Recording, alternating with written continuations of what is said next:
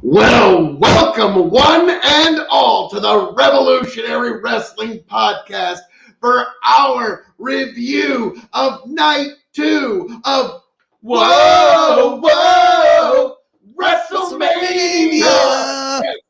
Yes, folks, it happened. It happened. We got both nights of WrestleMania in. It was an effort, but we made it, and there were some twists, turns along the way. There was ups, there was downs, there was lefts, a lot rights. of downs. Yes, there was some downs. There were some downs. The worst down of all is that rapscallion ne'er-do-well, the triple-time champ chicken, retained his championship, stole it from your King of Extreme. Folks, I am going to appeal this to the Pennsylvania Supreme Court. I'm going to get the My Pillow guy. We're going to get right on this. We're going to get that Bobby Lashley match overturned. You'll see, folks. You'll see. So no, not Bobby Lashley. That was fine. No, that's the one I need overturned to win. So that's the one I'm appealing. So Sami Zayn actually won. Now conspiracy. It's a conspiracy. Yeah. It's been a conspiracy for over a year. Let's be. How we doing there, broadcast? This belt has started to form fit my shoulder, so I think it's just it's and I think now that's 2 in a row for WrestleMania. So now I am the new WrestleMania king.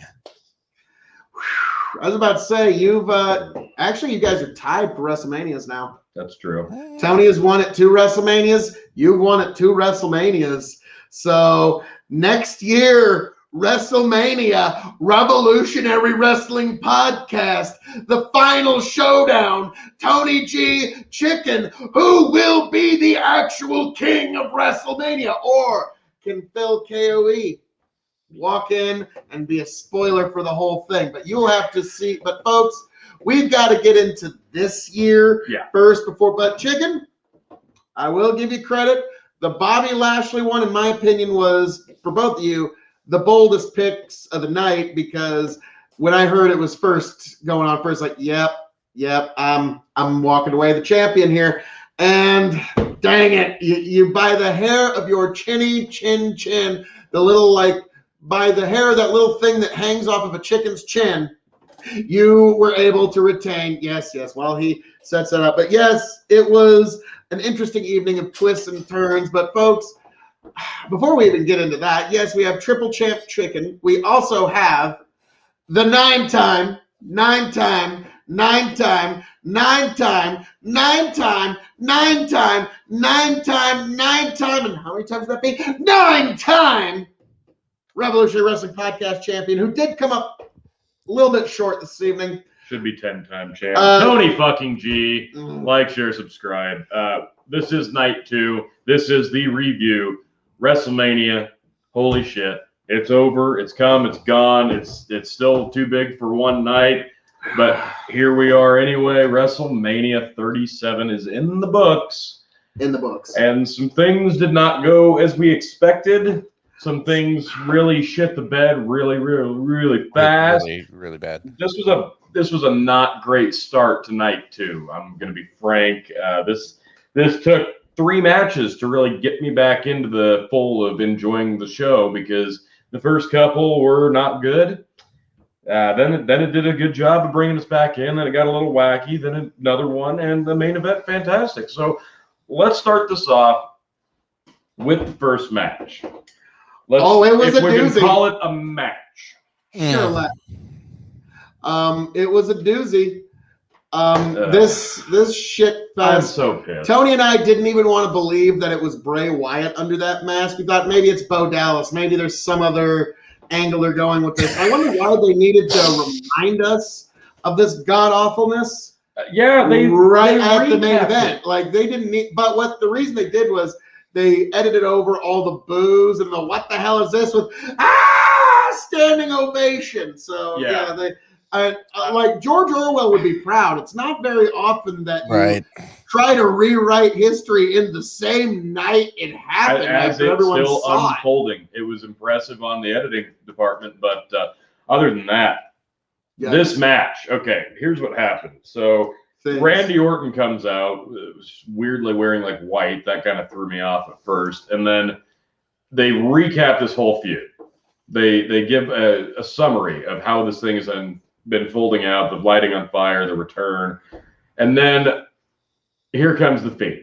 He's charred. He's the crispy critter from Canyon Creek, and then he walks through a augmented reality cloud, I guess we could call it, and then he's back to his original Fiend form. He's been healed. Michael Cole, he has been restored.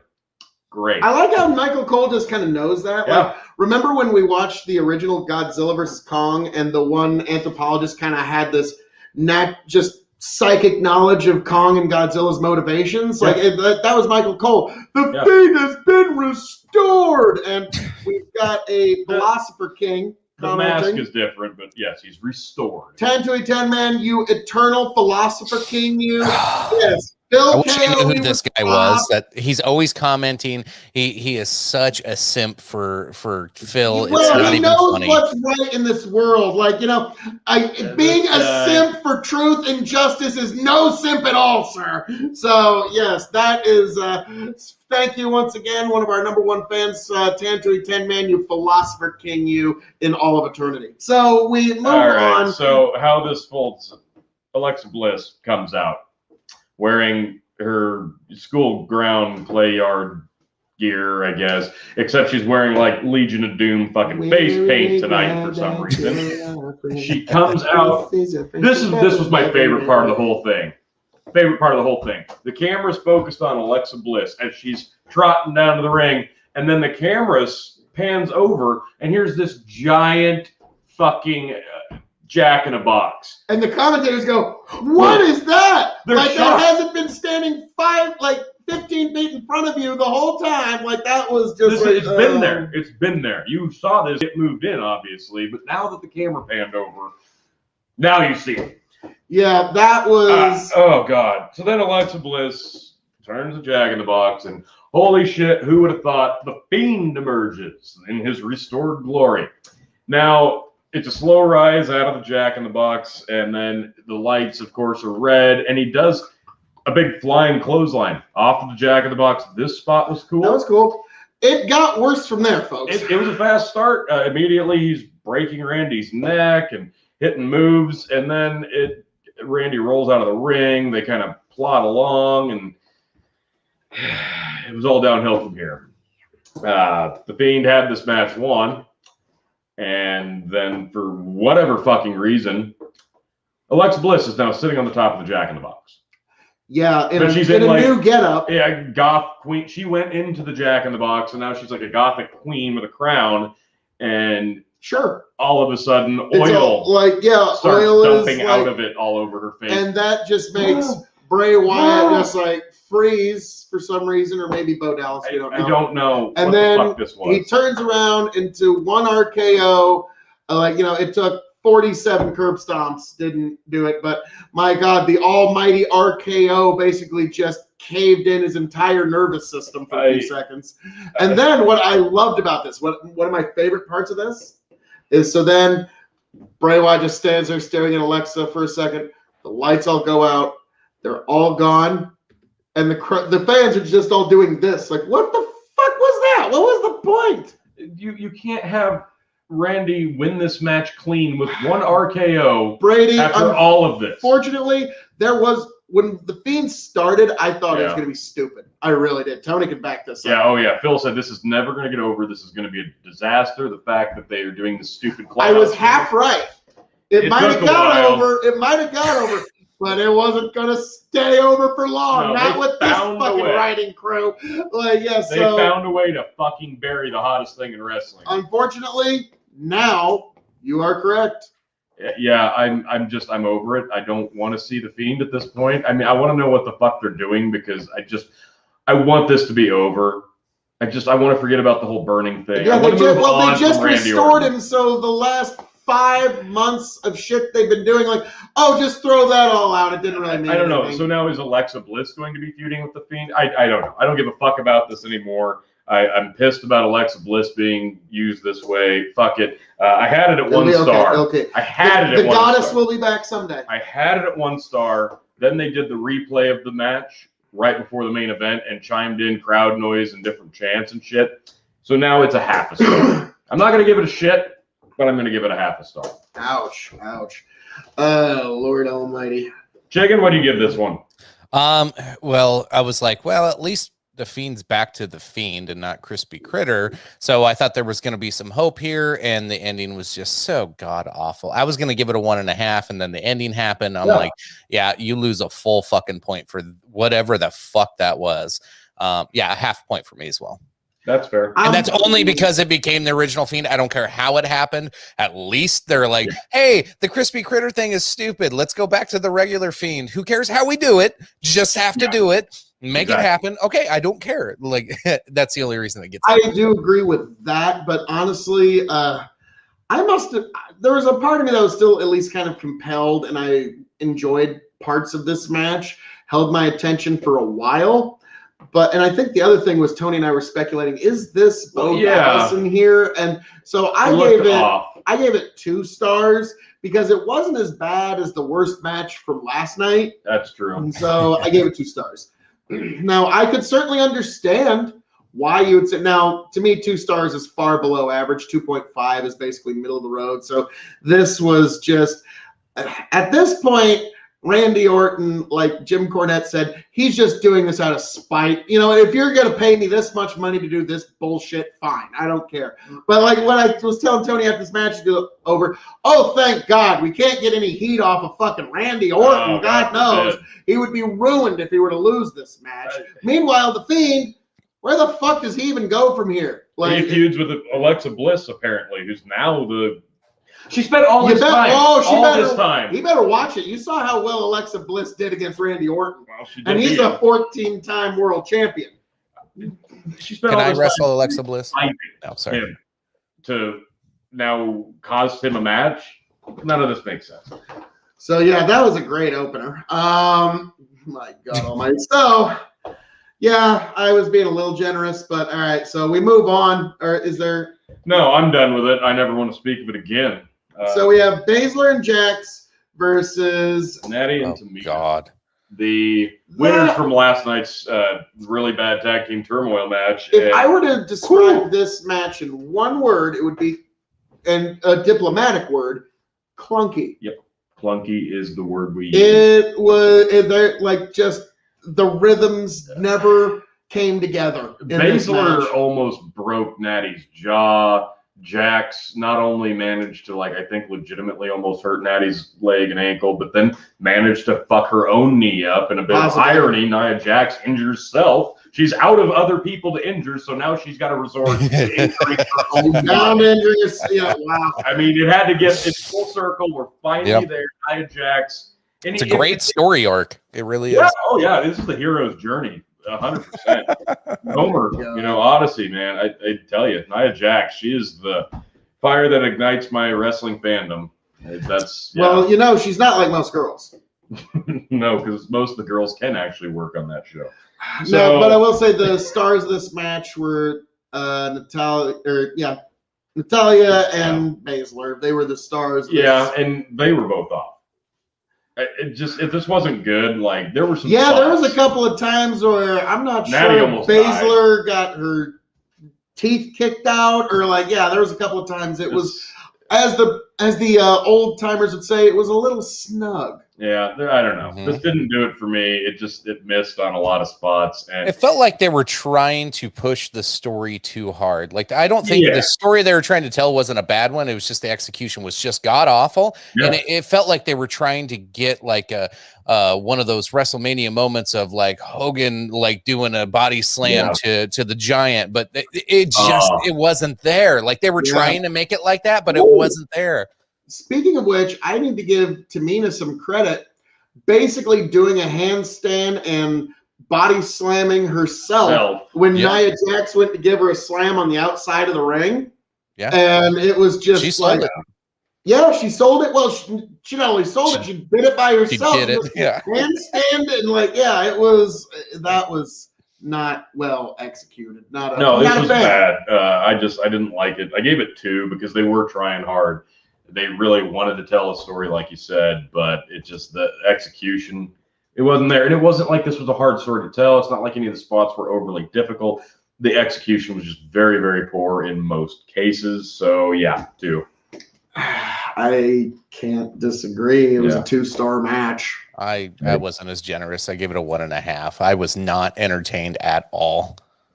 You were not entertained. No. That's perfectly fair. Yeah. So then really bad start tonight too. And here's the thing, folks. Yeah, we went at it pretty damn hard last night. This is kind of how it went last year. You know, a 2-night WrestleMania, you go hard, you're exciting. It's a Saturday night, you stay up late, you do maybe a little extra partying, and then you're a little worn out by night 2. That was not nearly as bad this year, I think, for me. I came in a little more rested, a little less hungover. And I think it was I think that was the case for the crowd, though. Yeah. Because I'm guessing, like, if you were to guess the percentages of people that attended night 1 and 2, it's probably pretty high. Yeah. And so you got to wonder, like, how much crowd fatigue there was, because you just did night 1, which was a pretty wild night. And then, yes, it's Saturday night. You got a bunch of wrestling fans together in one city. They're probably going to be a little wild. Yeah. And then the next day is like, okay. So credit to the main event for pulling. Yeah, but this is how they start, with the Fiend debacle and a bad tag team match. Get the shit out of the way early so you can get plenty of or just don't do it. Here, wipe those 2 matches from the fucking existence and don't have. They could have done one of the matches from. They could have done that at SmackDown WrestleMania. Yeah, don't do the tag team turbo match, and then you're suddenly down to 11 matches. Oh, before we move on, this one really made Tony mad, because think about the people who were the last champions. I was thinking, wow, this is so much better than Bayley and Sasha Banks. Oh God, yeah, Bayley. Who wants to see Bayley and Sasha Banks? Let's not even get into the fact that Bayley basically was on Hogan. We'll get there. We'll get there. I don't remember where it was. Right before the main event, I think, or before the semi. We'll get there. We'll get there. The third match was a fucking great one. Sami Zayn defeats Kevin Owens. No, that didn't happen, unfortunately. Nope. No, sorry, T. Kevin Owens did win, and he deserved it. It was Kevin Owens did get another WrestleMania win. It's his 5th WrestleMania. K.O.E. Mania 5. Yes, you owe me a Coke. And that was a much better match. This finally woke me up. This was the palate cleanser from what we had just previously seen. They laid their shit in like we expected they would. They did the fucking just mind-blowing spot for me was when Kevin Owens did not a superplex, but like a twisting under dump fisherman's. It was a weird spot. I would call God, like an avalanche fisherman suplex. Yeah, off the middle rope standing and then avalanche. It was a huge spot. Loved that. They were trading blows. Like, this is finally the stage we have been fighting for 20 years to get on. They got it. Yeah, it was a little convoluted with the Logan Paul, and it's not a main event program, but they treated it like one. They just didn't get the window. Had this thing gone another 5 minutes, you could have easily seen this go 5 stars. But I loved this match. They got all their stuff in. This was not clunky. These are 2 guys super familiar with each other who laid everything in the way it needed to be laid in, told the story that needed to be told, how they wanted them to tell it, and they did it. And this was I'd watch this again right now. I loved it so very much. Kevin Owens does at the stunner, gets the 1, 2, 3. Logan Paul, I don't know. This was weird at the end. Sammy gets pissed and he gets shoved and he leaves, and then he raises Kevin Owens' hand. Logan Paul does, and Kevin Owens just kind of stares at his arm like, okay, that's kind of funny. And bam, big stunner, and he sells it. Logan Paul sells it hard. It was a great sell. Even though it was a little silly and not necessary for the match, great ending, great match. I gave it 3.5. I really enjoyed the match as well, and I almost gave it a little higher after the Logan Paul stunner. I considered it, but this is one of those. Well, hang on one moment, because we are just completely shills for clicks. Logan Paul, see, there you go, YouTube. We mentioned Logan Paul and even had his name up. Yeah, bring some of your 30 need to add a hashtag, Yeah. So hashtag Logan Paul, I guess, and bring it on, folks. But so I really enjoyed it. And yes, Logan Paul ate the stunner, just like his dick's gonna hit the dirt when he goes up against Ben Askren. So it's good that he got some practice for how he's gonna stumble all over the ring when he takes one little tap from Ben. So it's good that it's good practice, good visualization. It was good for him. So, it was him enjoying, like, hey, everybody, this is really fun. Whack, and then it's done. So it was interesting. And I also gave it 3.5 stars, which is also the amount of stars Logan Paul will be seeing after Ben Askren knocks him out. Like, I'm sorry, folks, I got a million of them. I can't keep them in. I've been holstering them too long. I need that. Is this bait meme to pop up on the screen? I'm not getting into the Ben Askren, Logan Paul thing. That's bait. Not going around with that again. I agree for the most part, I agree with you. Tony said it best, though. If they had another 5 minutes to throw into this, it could have easily it was probably one of the best matches of both nights. Like, This was the most entertaining. This one, I was like, whoa. Like, I was into this one nonstop all the way through. The Logan Paul thing was kind of a non-factor. They just kind of panned to him once in a while to see his reaction. And I was like, oh yeah, that's kind of what he got famous for on YouTube, is just making weird faces and not doing anything. So it's like, okay, so whatever, get your clicks, WWE. Good. I mean, good on you. Do what you got to do. But yeah, Tony and I give it a 3.75, just slightly higher than you guys. I think it was really good. I almost gave it that for the stunner. Now, funny enough, they were talking about Logan Paul's got 22.9 million YouTube subscribers. I was like, wow, they're probably trying to utilize him pretty heavy. And then I look up, and how many does WWE have? Oh, 75.8. Okay, yeah, they get a swagger a little bit. But one moment here. You Philosopher King. Logan Paul gets KO'd first round. I mean, what can I say? You're a brilliant Philosopher King now and forever, 10-10, man. And also we've got Maritzi Montez eats oats. I'm almost convinced I said that wrong, but yes, K.O.E, you are here at the K.O.E Nation, and we are here for our WrestleMania coverage. Welcome one, welcome all. Oh, Justin Motes. Hey, come on in. The water is fine. We love every last one of you at the K.O.E Nation. And yes, the Revolutionary Wrestling Podcast on YouTube and Spotify, you should definitely check out as well. And Twitch. Yes, and Twitch. And definitely don't forget to definitely check out the Big Buckin' Empire on YouTube and Facebook. But all that being said, originally Justin Modes 3. Oh, hey, Justin. Well, hey, welcome back. I love all of my adoring fans piling on in for our WrestleMania coverage. And moving right along to that. I feel like we should have been wearing pirate gear, because for some reason this one started out Hulk Hogan and Titus O'Neil wearing pirate gear. Oh, that was so bad. It was so bad. It was just awful. And then they didn't get to change because they had to do a backstage segment with Eric Bischoff and Bailey, and then they kind of wandered away, and they finally got to change. Lucky them, before they did the next segment towards the end. But the next match was another good match, but damn, there was a couple of spots that was just glaring obvious where things kind of went wrong. This was another clunky match. Yeah, it was clunky, but damn, when they did lay their stuff in, it was great. And I'm talking about Sheamus and Riddle for the U.S. title.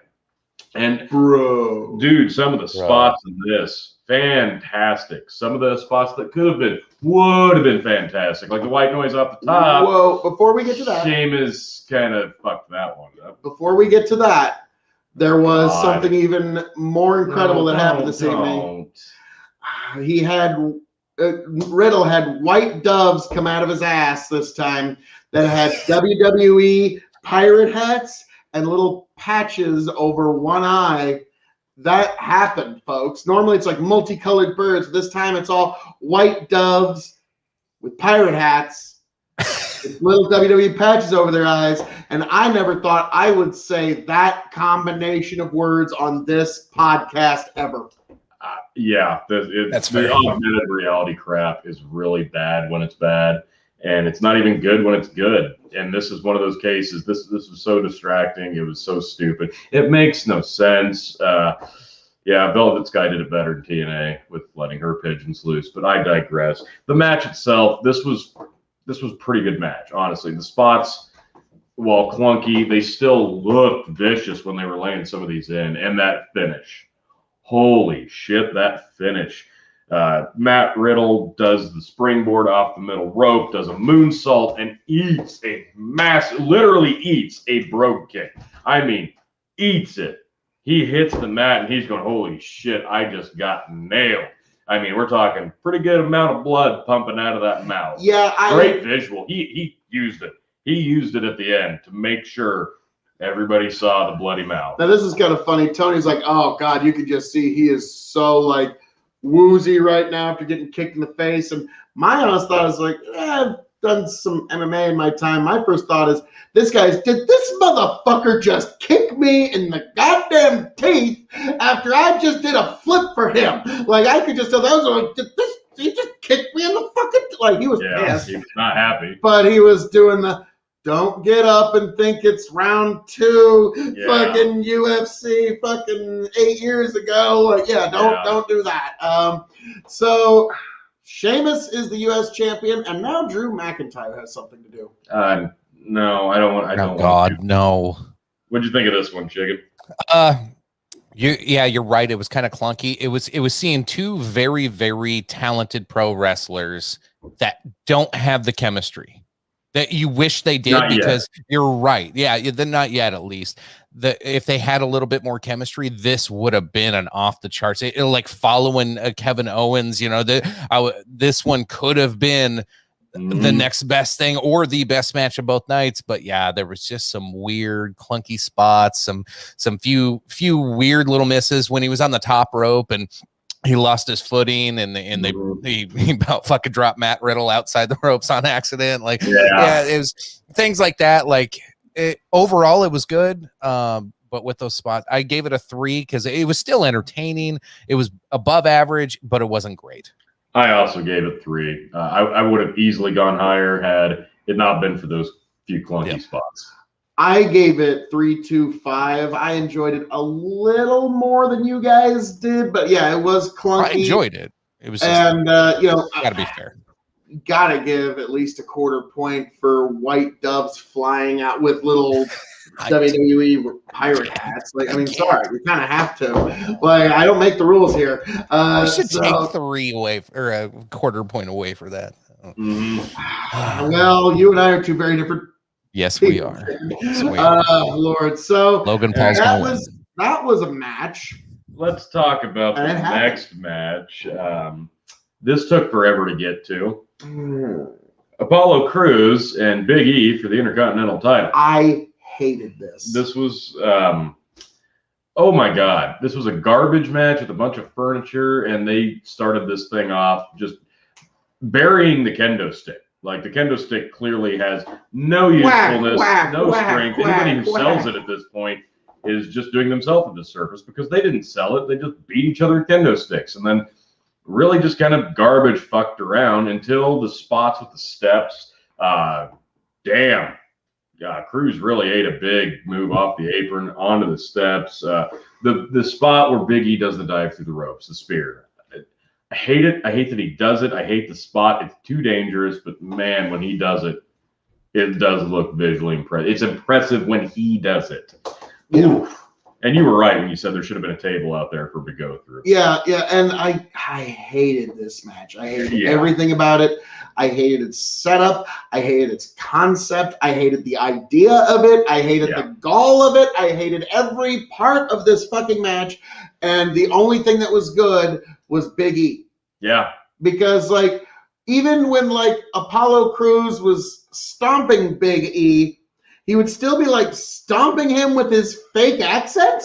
And it was just like, I hate this. I hate this so much. It was and so I gave it 2.25, and I probably was, it was the fact that Big E basically willed this into existence as a good match. The finish was, I think this was Dabba-Kato, who was the badass fighting guy on that shitty Raw Underground segment that they thankfully canceled. But they didn't call him that.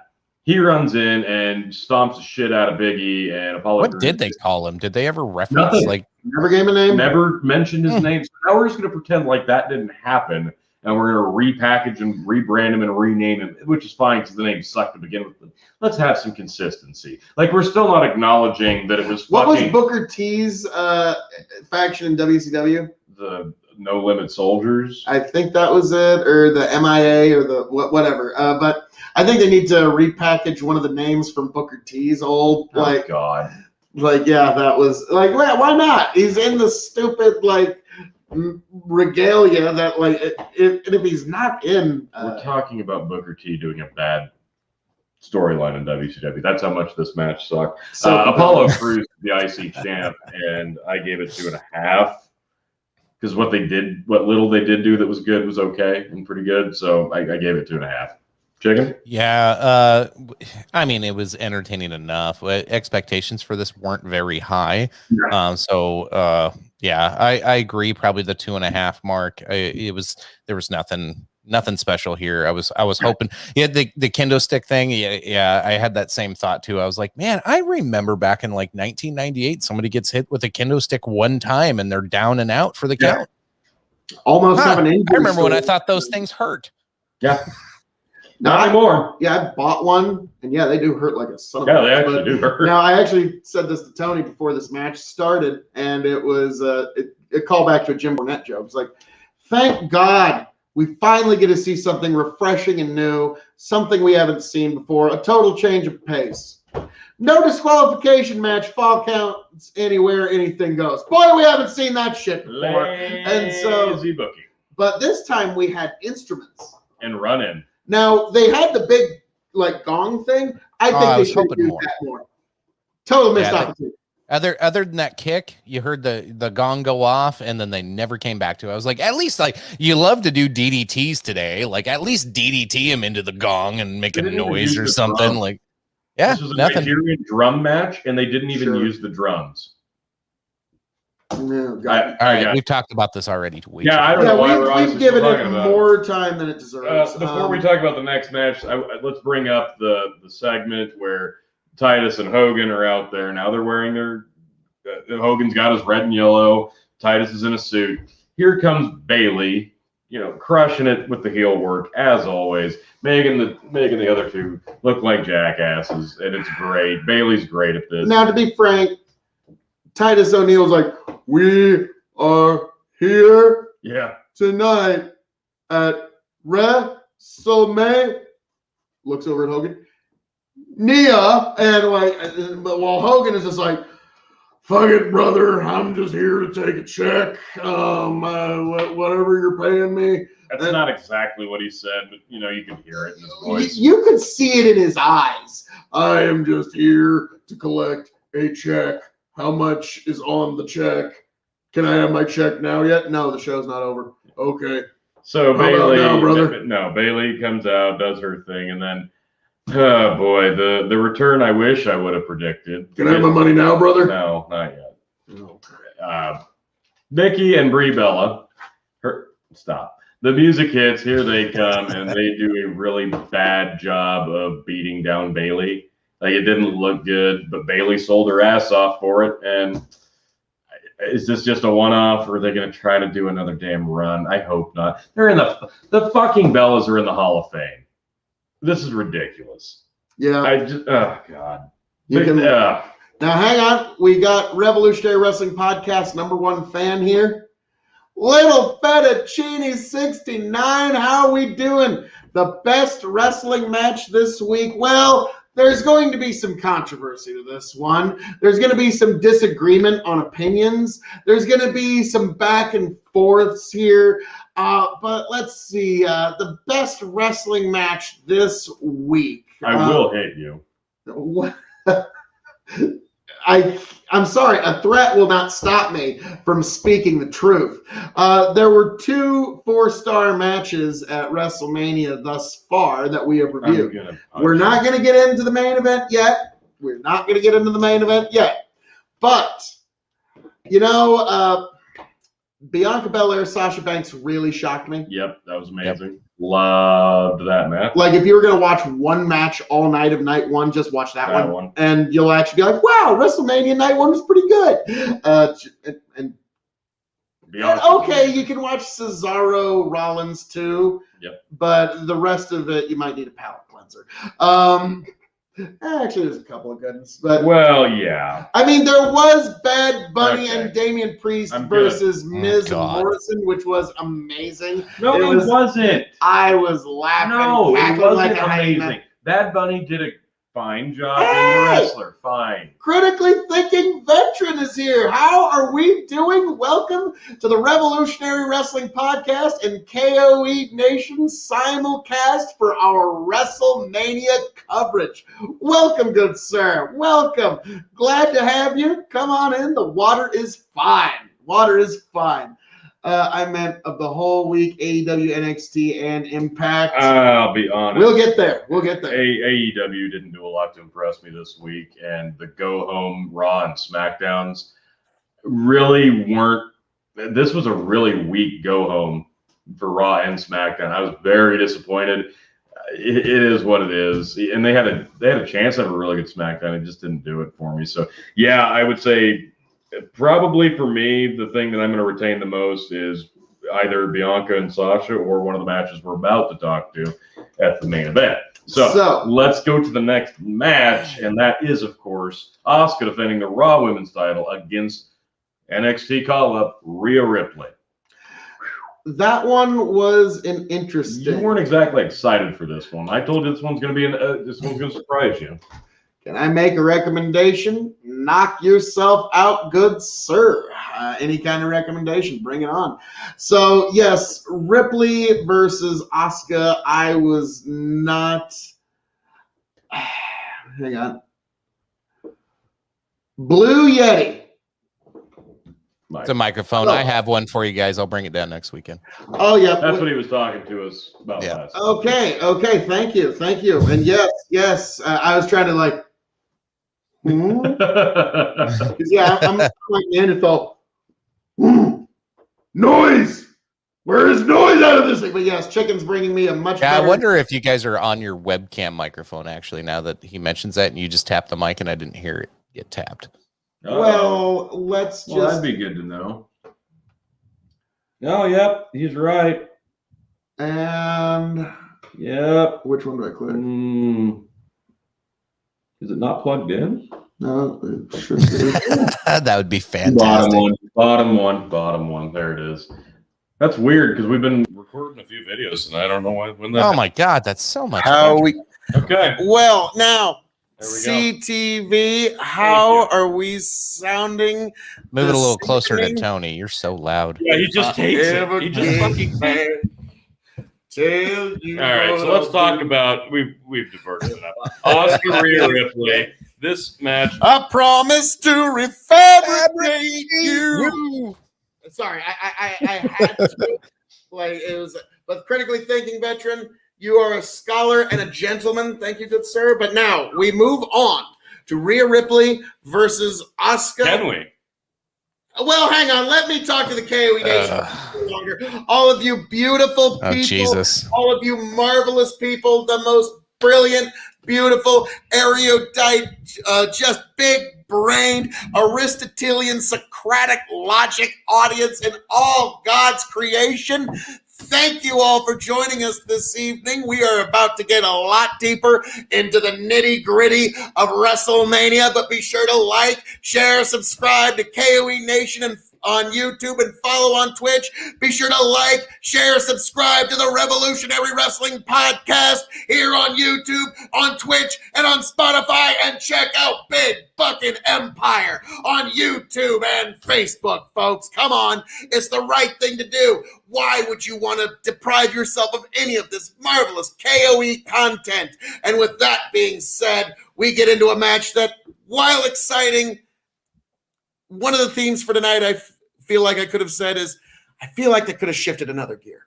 Yeah. Here's the thing. This was a really nice match. They did what I expected them to do. They had a really good work rate. They meshed well together. They were telling a story of two actual, legitimately talented wrestling stars. Rhea's an up-and-comer. Asuka's very well established.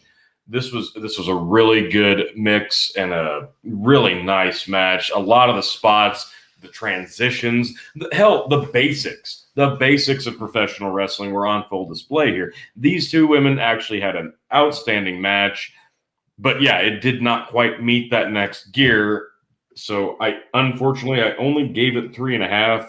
Rhea Ripley did get the win in a very good finish.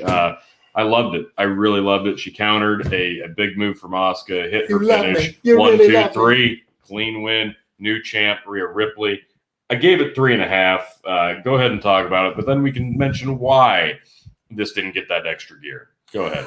I gave it 3 stars. It was a pretty good match, but it was like you said, there was moments where it seemed like it was somebody was a half step off. The build for this was bad.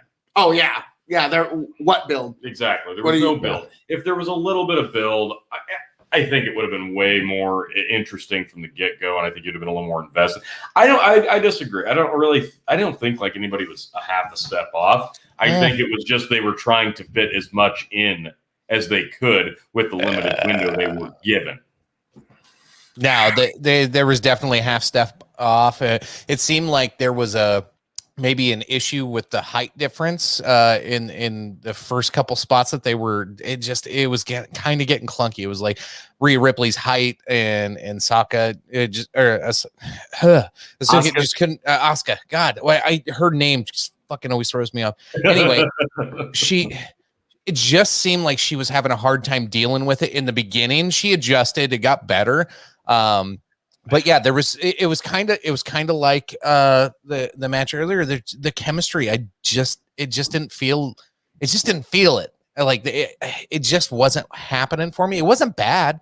They tried really hard. I think they both gave a pretty good effort to put on a good show. It just wasn't there. They weren't clicking. I would agree with Phil. I'm giving it a 3. I think I disagree that it was a half step up, and I don't think there was a height issue because Asuka's used to dealing with like Charlotte Flair, who's much taller than her. You know, it's about the same stature. I think it was they were trying to get as much in as they could, and you know, maybe Rhea was, if anything, probably just a little trigger happy because she's so excited. She knew she was getting a big Mania title win, first Mania in front of a crowd. Yeah, and that's the thing.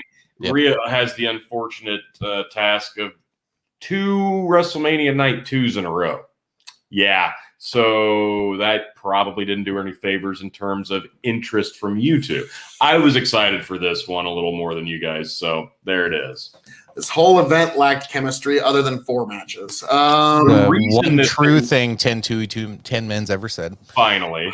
The reason this didn't get the window it could have gotten was because instead of just, going to the main event or giving these gals an extra 5 minutes to really put on a classic, we had to do a movie trailer for Bob Odenkirk's Nobody. Then we did a 5-hour energy spot for no fucking reason whatsoever. Then Did you guys get a Snickers yet?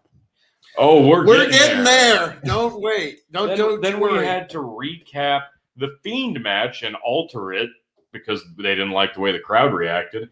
Then I kind of just tuned out. Okay, I give up. Like, why aren't we just doing the main event now? Like, let's get to it. And on the way, I came to the conclusion that we are watching Snickers presented by WrestleMania. Yes. We're not watching WrestleMania presented by Snickers. The main event was just basically Snickers presented by WrestleMania. Yeah. Presented by Geico. It was distracting. The Snickers ad got a crowd shot during the main event and almost missed a Daniel Bryan headbutt. Yeah, when Daniel Bryan's up top doing a flying headbutt, they think, let's squeeze in a quick Snickers commercial here. That was just... So let's talk about the main event. It's a triple threat for the Universal title. Roman Reigns putting the big blue belt up against Daniel Bryan and the winner of the Royal Rumble, Edge. This got plenty of build. This had a great story heading into it. I was invested in this. I'm like, wow, these guys could really do something special with a main event, with a triple threat. I was excited for this one. It didn't disappoint me. It really, really didn't. I'm so glad they did it the way they did. And they did the video package. That was plenty long. The entrances actually went a lot faster than I expected. This thing got jump-started real quick. What Roman just immediately pounced on, was it Daniel Bryan?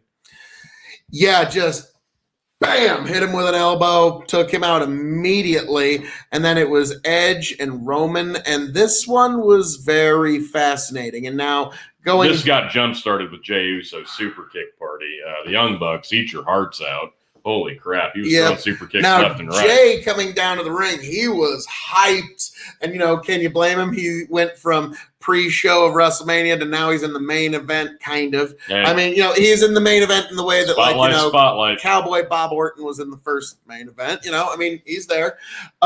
So this one really had the chemistry coming together, had everybody was on point. It's Daniel Bryan. So, they just kind of like, Danny, we need someone to go out there and do very good wrestling. Oh, they did some really great stuff in this Roman, one. We need to get him over. Daniel, we know you can do that. Edge, he needs a dance partner that he can actually get a few things in on that doesn't make Roman look weak. Well, I really enjoyed this match. Yeah, I loved this match. I really did. I thought Daniel Bryan's always on point, but Edge, you really felt that rated R superstar vibe coming off of him during this thing. I thought that was really nice. I was super excited to see Roman reacting to the crowd. Yes. I was like, fuck yes, I've missed a heel yelling at the crowd and enjoying himself and going, you still booing? After he puts Daniel Bryan through the table. That was a nice fun. And then Edge comes up and spears him off the steps. Which is awesome. Just out of nowhere. Yeah, that was the pacing of this was perfect because there was no dead spot, and that's how you do a triple threat right. You don't just dump somebody out and go, okay, now it's a singles match until we swap out, and I'll go lay on the floor for a while. Yeah, it didn't move too fast, but it never came to a screeching halt. No. Like it was just slowly rolling along and building. It was great. Even towards the end, when Edge had the opportunity to do the concertos, I felt like even that was compelling, and it didn't bring the match to a halt. This was really, really well done. Yeah, and that's why Uso was there to really fill in those gaps when two people were laid out. And honestly, the ending of this at first was a little confusing to me. Now, also, Chicken, Tony, we predicted that Edge would win this match. Technically, we are correct. It was Edge who had, in fact, pinned Daniel Bryan's That's shoulders exactly what back. I thought. So we predicted Edge. I would say that if at the very least next night on Raw, they could say, hey, Edge, I was cheated. I actually pinned Daniel Bryan. I'm going to have some authority. I see that being the storyline. Yeah. Yeah. And then you've got your payback or whatever they're going to call it. The finish to this was Edge gets the concerto spot. He nails Daniel Bryan. Really well done. Daniel sells it perfectly. He goes to do it to Roman. Here comes Jey. comes back in. He gets hit with a spear by Edge. By this time, Roman's back up. Boom. Nails Edge. Puts Edge down. Gives Edge the concerto. Puts Edge on top of Daniel Bryan for dramatic effect. Hooks the leg. Pins both of them. 1, 2, 3. Roman Reigns back in the main event of WrestleMania. Back with the title. Retains the Universal title. And I really, really liked this match. And it was very well done. Now, I must say, by the old ECW rules, when Mike Awesome and Masato Tanaka covered the current ECW champion and he was eliminated, they had to do an immediate right then and there one-on-one match. And I think that should have been what happened, but I digress. Well, thanks for coming along. Yeah, I loved this match. It was a great main event.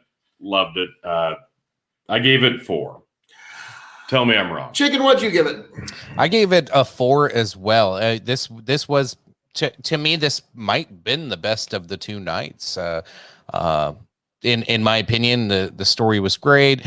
There wasn't a whole lot to not like. Even kind of Edge was the only one that didn't seem like he was 100% on his game, but even he was doing very well. Like, and maybe he was just trying to oversell a couple things, so it looked a little awkward sometimes. But other than that, I thought at worst he was at 95%. But I thought overall this was really good. I think his facials were probably 100% on point. Yeah. Like when Daniel Bryan pulled the leg to break up the pin where he had it won. He sold that facially amazing. Now, guys, I was going to agree with your scores until one thing happened, and that was Edge going for the crossface, Daniel Bryan coming in hitting his own crossface, and that was really the spot, not only the night, but the spot of WrestleMania. That was fantastic. And I give this match 4.25 stars, and it is undoubtedly and undisputedly the match of WrestleMania. And to answer Little Fettuccine's question, I am naming this the match of the week. And yes, Roman Reigns, who you would kind of hope the main event of WrestleMania could pull that off, and they did. And it was an amazing encounter, and it topped out the other great matches of WrestleMania this particular weekend. But yeah, this was really 4.25. You're right. That you know what? I'm going to agree with you. Screw it. 4.25. That spot that drove me over the edge. That was amazing. When Edge has the crossface, then he gets the pipe and he locks that in. Then Daniel Bryan's like, well, if he's going to tap, I'm going to get in on that action. And he locks in his yes lock. Then they start headbutting each other. That was amazing. That was great work. Poor Roman's probably getting his neck wrenched during that. But hey. He did look like he was about ready to scream, like, guys, just get on with it. Like, well, you get off bar out of my mouth. And wait a second here. Now, I was able to change Tony's score. Thank you. The king of extreme persuasion. I mean, yes. I mean, these don't are make all me true. take it back. These things are all true. These things are all true. Keep I'll take mine down. No. So it was good. It was a damn fine match. Edge didn't win, but the finish was satisfying. They managed to keep Roman strong while still allowing him to cheat to win. It's a weird dynamic, but they're doing it in such a good way. Like, he's a powerful, unstoppable beast, but he's still doing. And everybody hates him. It's great. Yeah, it is. Yeah. This is the best thing Roman's ever done. Puts asses in the seats, man.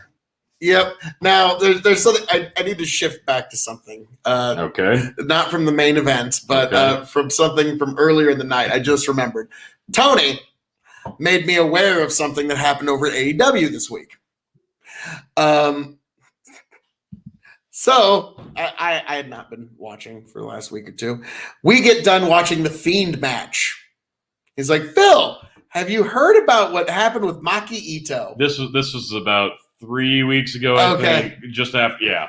And so I get done watching the Fiend's match, and he shows me Maki Ito singing something in Japanese while Maki dancing. Ito and Britt Baker, I think, and Nyla Rose, and Hikaru Shida's out there. So I bring this up because for a while, didn't matter. I was worried about the future of professional wrestling. Yeah. And then Roman Reigns, Edge, and Daniel Bryan made me a believer again. That's how bad things were going for about 10 minutes there. Like, I was kind of wobbling, like, oh my God, what has wrestling become? We watch Orton Fiend shit show. We watch a bad women's tag match. Then I took the opportunity to show him this, where you've got a Japanese pop star singing her own entrance music. The music cuts and she just keeps going a cappella. And then the champion of their women's division gets schooled by Vicky Guerrero of all people. And then the pop star hits her with a microphone, the softest you can possibly hit somebody. Like, yeah. Oh, and she sold it. Oh, the horror. They buried their champ. It was amazing. So it took a while for us to get back into it. But yeah, for me, Owens and Zayn got me there, and then things could have gone badly, but luckily the last two matches, Ripley, Asuka, and of course the triple threat main event, brought me back. Great finish to finally, after a year, a fan-attended WrestleMania. You know, this one wasn't bad. It wasn't a bad one. It's not going to be one of the greats, but it is an important one. I really think it is. God, Chicken, really you just have this weird tendency of winning at terrible WrestleManias. I mean, maybe you could win at a good one someday, kid. Gotta a good one first. Well, you know, they had some great ones when, you know, I was going in as champion, Tony was winning them. You know, it was better times. I can say. All right. Well, anything else before we sign this off and call it a wrap for WrestleMania? Chicken, what do you got, sir? Nothing. It was a really fun weekend. Appreciate the hospitality, Castle K.O.E. And look forward to the next pay-per-view. And let's see how long I can hold on to this bad boy. You know, he might be a 9-time champ, but I'm gonna try to just not ever let you have it back. That's my goal. Phil can win it once in a while. Try. I might let Phil win once in a while, but not Tony. Ouch! You will try. Ouch. You will try. So and succeed. Dang. Yeah. Now, but yes, actually, for those who don't know, Chicken of Big Buckin' Empire came down to Castle K.O.E. and we had us quite the time amongst ourselves. We got through quite a bit of the Sweet 16 Bourbon Tournament. Keep your eyes on this. Did the whole thing. All of it. Don't want to ruin the finish. Guys, you are exposing the business. Okay, my God. I mean, like, we're exposing the business right here. Just breaking KOE fab right here. I mean, like. If they watch, they're going to see we're all wearing the same. They're wearing the same Tony, clothes. again, exposing the business. We could do laundry. Like, goddamn. So, Okay. But yes, the Revolutionary Wrestling Podcast. Check out the Sweet 16 Bourbon Tournament to find out which one actually was the winner. That'll be on KOE Nation. Yes, KOE Nation. Not Revolutionary Wrestling Podcast. Wait a minute, both of them. Subscribe to both of them just to make Phil's sure. really good at forgetting where he's at. So Well, yes. You got to do it once. I am basically. make sure you subscribe to Prime. Well, folks, be sure to catch the Bourbon Tournament on the Tonight Show with Jay Leno. It's going to be incredible, folks. Like, yeah, sometimes I'm going to forget where I'm at, stumble off. But hey, so yeah, sometimes when I'm on live streams, I just write on the top of my note paper what show I'm on so I don't forget. But I ain't got my note paper right here. I got a computer. So, folks, yes, this was an amazing evening. But the evening before, we also had Yanked Up Podcast. Justin came on down. So all four of us were together for our review of WrestleMania Night 1. Justin, he had some of the most hard-hitting, incredible Aristotelian Socratic analysis that you could imagine any human being ever coming from their mouth. Don't miss his analysis of Night 1. It is cannot miss. That is true. That is true. But T, is there anything else you'd like to tell these beautiful people? I'm just glad we're getting back to normalcy in terms of a wrestling show. Hopefully this is a good jumping off point and we'll see some better direction. Let's get back to normal wrestling shows. I'm hoping for a big return tomorrow night on Raw. I want like Becky Lynch or Brock Lesnar, I'm not going to expect it. Yeah. But, folks, this has been quite an amazing evening. This has been quite an amazing weekend.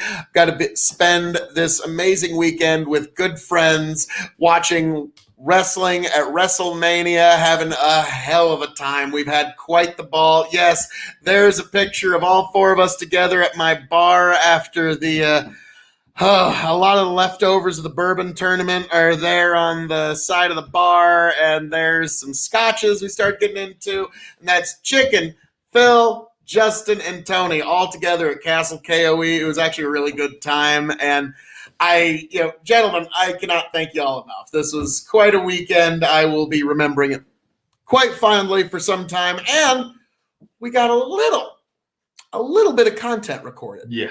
Just a little. Yeah, let's go down.